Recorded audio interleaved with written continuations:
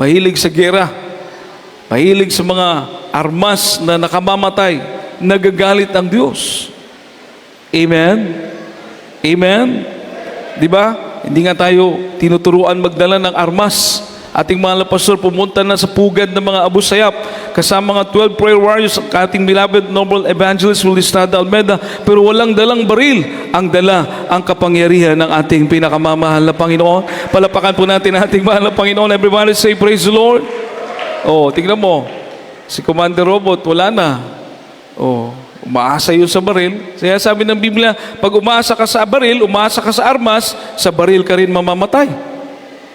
Amen? Oh, wala na si Commander Robot. Pero sa kahabagan, ang ating minamahal at ginagalang na Pastor Willie Estrada Almeida, patuloy na binibigyan ng kalakasan ng ating pinakamamahal na Panginoon. Patuloy na binibigyan ng mahabang buhay. Palapakan po natin ang ating mahal na Panginoon. Bakit mga minamahal? Sapagat ang ating mahal na Pastor, tinuruan tayong umasa sa Diyos.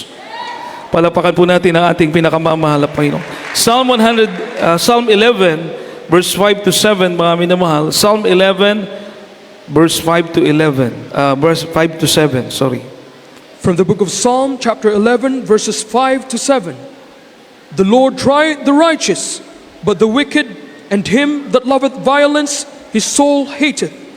Upon the wicked he shall rain snares, fire, and brimstone, and an horrible tempest. This shall be the portion of their cup. For the righteous Lord loveth righteousness. His countenance doth behold the upright. Amen. Sa aklat ng mga awit, Kapitulo 11, ang talatay 5 hanggang 7. Sinusubok ng Panginoon ang matuwid, ngunit ang masama at ang umiibig ng pagdadahas ay kinapuputan ng kanyang kaluluwa. Sa masama ay magpapaulan siya ng mga silo, apoy at asupre, at nag-aalab na hangin ay magiging bahagi ng kanilang saro. Sapagkat ang Panginoon ay matuwid, minamahal niya ang katwiran, mamasdan ng matuwid ang kanyang mukha. Amen. Palapakan po natin ang ating pinakamamahal na Panginoon, mga minamahal. Malakas sa palakpak para sa ating pinakamamahal na Panginoon. Lahat magsabi ng praise the Lord. Everybody say praise the Lord. Sabi po rito, the Lord trieth the righteous. Sinusubukan ng mahal na Panginoon mga matuwid. Kung tayo may magtitiwala sa mahal na Panginoon, mga minamahal. But the wicked and him that loveth violence, his soul hated. Yung mga masasama, bagamat sinusubukan ng mga matuwid, pero yung mga masasama, mga minamahal, at umiibig sa mga kaguluhan, kagaya itong mga digmaan, mga minamahal, mga leader ng reliyon na mahilig sa gera, gustong lumawak yung kanilang, gusto nila siguro magkaroon ng malalaking mga empire, kahit malalaki na nga yung bansa nila, gusto pa nilang lumaki. No? Yung espiritu ng kasakiman. No? Sabi ng Biblia, nagagalit, napupuot ang Diyos sa kanila. Na umiibig mga minamahal sa kaguluhan. Everybody say praise the Lord. Everybody say praise the Lord. Amen? So mga minamahal, sabi ng banal na kasulatan, upon the wicked, sa mga masasama, he shall rain snares, uulan ng mga patibong, fire and brimstone. Imagine, mga apoy, uulan ng apoy doon sa mga masasama. Parang gera na po ito, putukan kaliwat kanan. So, pwedeng mangyari, kapag ikay matuwid, ang gera wala sa iyo, nandun lang sa mga masasama. Amen. Palakpak po natin pinakamamahal po, malakas sa palakpak para sa ating pinakamamahal na Panginoon. Everybody say praise the Lord. Gaya na isa nating kapatid, mga minamahal, so dako ng Leyte. Yung kanyang pamangkin, mag-a-apply ng NPA. Uso pa yung NPA nung time na yon. Mag-a-apply ng NPA yung kanyang pamangkin. Ngayon, pag mag-a-apply ka pala pagka-NPA, tingnan mo yung mga batas nila, baluktot ng mga batas. Pag mag-a-apply ka pala ng NPA, komunista, papatay ka ng loved ones mo. Papatay ka. Kahit sino, basta loved ones mo, patayin mo. Na timing mga minamahal ng gusto niyang patayin yung kanyang uncle na kapatiran natin, preacher ng Jesus Miracle Crusade.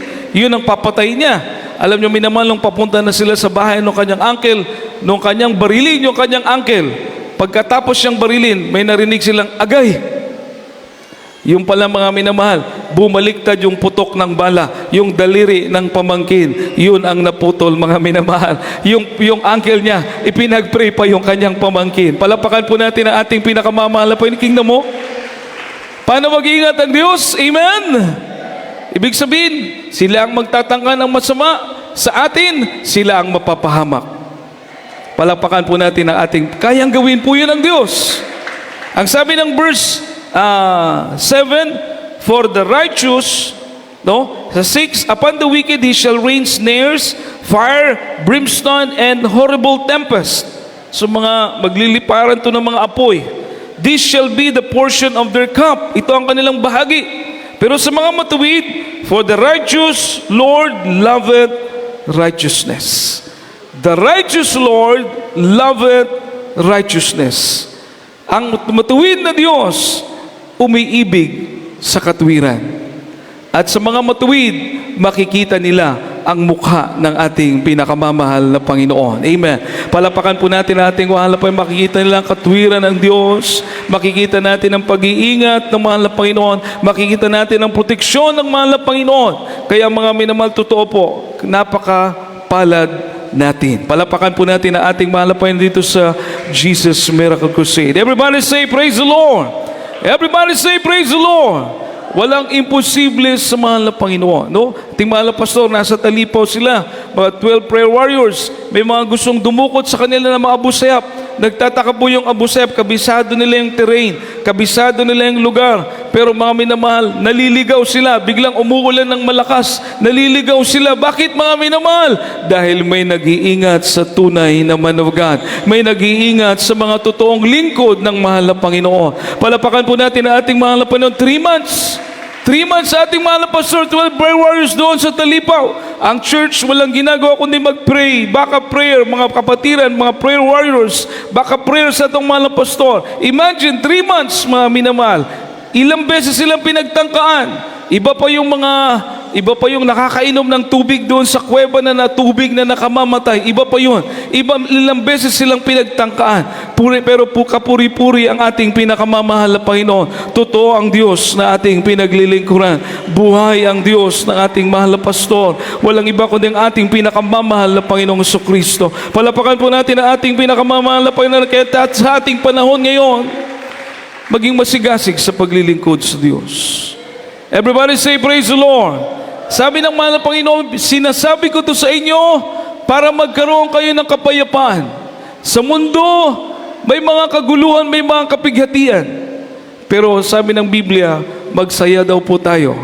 Magsaya sa paglilingkod sa Diyos dahil napagtagumpayan na ng mahal na Panginoon ang sanlibutan. Amen. Palapakan po natin ang ating pinakamamahal po. Last verse, John chapter 16, verse 33, mga minamahal.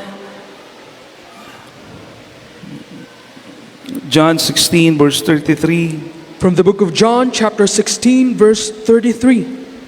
These things I have spoken unto you, that in me ye might have peace. In the world ye shall have tribulation, but be of good cheer. I have overcome the world. Amen. Ang Ebanghelyo ayon kay Juan, Kapitulo 16, Kapitulo 16, ang talatay 33. Ang mga bagay na ito ay sinita ko sa inyo upang kayo magkaroon sa akin ng kapayapaan. Sa sanglibutan ay mayroon kayong kapighatian, ngunit laksan ninyo ang loob, aking dinaig ang sanlibutan. Amen. Palapakan po natin ang ating pinakamamahal na Panginoon, mga minamahal. Mabigyan po ba natin ng malakas sa palakpak ang ating pinakamamahal na Panginoon? Everybody say, praise the Lord. Everybody say, praise the Lord. Ano mang kapighatian, mga darating mga kapighatian o nagbabanta ang mga kapighatian, mga dinaranas nating mga kapighatian. Ang sabi ng Biblia, ano man ito mga minamahal na mga kapighatian, sa mahal na Panginoon may kapayapaan po tayo dahil napagtagumpayan na niya ang sanlibutan. Palapakan po natin ang ating pinakamamahal na Panginoon. Kaya sa hapon na ito, tayo po'y umawit sa ating dakilang Diyos. Mga minamahal, kayo aking ini-encourage, mga minamahal, magpakainit sa paglilingkod sa mahal na Panginoon. Dahil ito mga kasalukuyan na natin nakikita ng attention, mga minamahal, hindi po ito biro, mga minamahal. Hindi po ito biro, tanging Diyos lang po ang nakakalaman ng maaring mangyari. Pero alam ko po, mga minamahal, ang pangako ng mahal na Panginoon ay matutupad, mga minamahal. Ang pag-iingat niya sa mga naglilingkod sa Kanya, ang proteksyon na ibibigay niya sa Kanya, mga tapat na anak, mga minamahal. Hallelujah. Kaya mga minamahal, tayong lahat, mga minamahal, manalangin, mga minamahal, mahal na Panginoon, na palagi kong hahanapin ang katwiran mo. Mahal na Panginoon, hallelujah, ako'y magpapakumbaba at mananalangin, mahal na Panginoon. Tatalikuran ko mga bagay na hindi ka lugod-lugod sa iyo, mahal na Panginoon. Mahal na Panginoon, ikaw ang aking pag-asa, ikaw ang lahat-lahat sa akin, ikaw ang Diyos na mag-iingat sa akin, mahal na Panginoon. Ano mang mangyari, mga minamahal, walang ibang mag-iingat sa atin, kundi ang ating mabait na Diyos sa langit, mga minamahal. Palapakan po natin ang ating pinakamamahal na Panginoon. Hallelujah, malakas sa palakpak po para sa ating dakilang Diyos. Habang tayo umaawit sa ating mahal na Panginoon, mga minamahal, kailangan natin ang ating mahal na Panginoon. Hallelujah, hallelujah, hallelujah. Praise the Lord, praise